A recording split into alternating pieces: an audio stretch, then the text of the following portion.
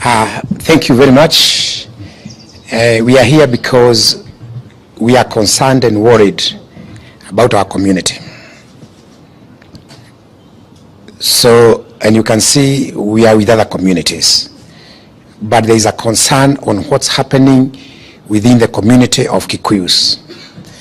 And some of us have stood our ground, and you've said that we have to speak out because we can clearly look into the past, we can analyze the recent past, and we can project the planned future. As a community, this is a community which 8 months ago was being celebrated as a central cog for Kenya Kwanza. Our youths were being glorified as the mighty hustlers, and our youths were moving aloud in waves, and the wave resorted to the government that is said to be in place. Our worry is how such celebrated youths can within 6 months turn into thugs. How can hustlers transform from being hustlers within a space of about 6 months into being gangsters, into being mandalers, into being mongekis, into being drunkards, into being any other objective which can define them in the negative? That is a question which some of us are asking ourselves, and our leaders, our Kikuyu leaders, are just clapping as we are being demonized. If we don't speak for our youth, then we are condemning our future. Our youth are being targeted because of the future of Kikuyus as a community. The question which comes through is, where has this subject of Mungiki come from? Because no incident has been observed, and you media people have been with us in this nation. What has happened in the last 6 months to justify the statement and the proposition that there is the emergence of Mungiki? We want to be told of one singular event in one small village within central Kenya, the broader Mount Kenya, which has prompted this debate. Because we belong here, you belong here, we have not had anything, but all it has, suddenly the government, specifically through Gachagua, has announced that there is reemergence of Mungiki. Where has that come from? If it's not a plot to blood, to profile our youth. Gachagua need to realize one thing. This nation owes a debt to Kikuyus for the blood which was shed in the Rift Valley. We lost people, human beings, Kikuyus known by name, working people were buried. They also owe us a debt in the name of our youth who are massacred in between 2004 and 2009. They were killed, and we have information they were even being buried by policemen under the name, under the blooding of Mungiki. Which is that offense which made our people be killed? Is it an offense which was supposed to be judged outside the court system? We have a list of people, young men who went missing, and some people seem to be celebrating that today.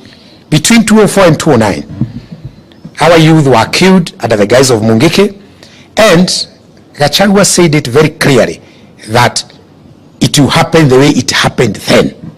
That is a threat to our youth.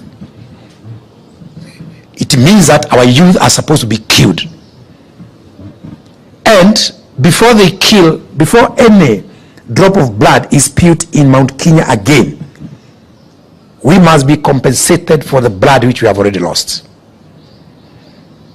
It is dear enough, and enough is enough, and no one is going to spill any blood from any of our youngsters whatever their mistakes when we are alive.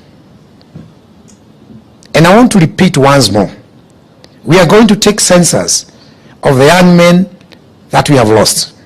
Nearly every family in Mount Kenya has a record of a lost son, of a lost daughter, and some funny blooding. We first of all need to be compensated for that before they kill others. I don't know the cost of a son because there is no cost. Losing a son, a Kikuyu son, is priceless. And someone can stand and tell the nation that our youth need to be warned that they face what they faced. We are telling him, come on. We are now mature enough. Some of us, we are grown-ups. When they did that, some of us were fairly young. We are now the fathers, the mothers of this community. And if we don't speak out, I don't know who else is meant to speak for us. We cannot expose our sons and daughters. Those who are being called, they are being called hawkers. Those who are being called hustlers. Those who are being called vijana wa mikokoteni. They are now drunkards and they are now mungiki. We want to tell them, it doesn't matter. None of our sons, our daughters is going to serve a death sentence under whoever's rule. And we want to tell Gachagua very clearly,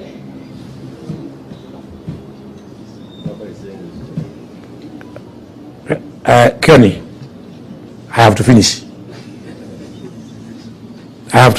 I'm speaking now from the community. And what I'm saying, I will not say tomorrow. Now, sasa mmekatisha the flow.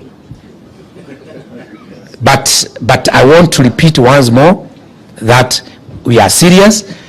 You may think I'm taking time, but I'm talking about our children. If I'm talking about somebody's children, then I am supposed to be stopped.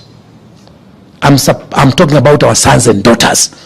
And we want to say that whoever is bringing that debate need to kill that debate with immediate effect. That is not a debate which was in this region. Wherever it has come from, Gachagua need to take that debate wherever he took it from, because we don't want to entertain such a debate in this region, and we want to assure our sons and daughters that we have leaders in Mount Kenya who are not going to be compromised, and we shall ensure their security and safety. If one makes a mistake, we have rule of law. If you are a thief goes through a particular legal process, judicial process. Kama umetukanana, but you cannot condemn our youth, put them in a basket, and you say that our youths are mungiki. We are giving a warning against profiling Kikuyu as a community and Kikuyu youths in particular. A compressed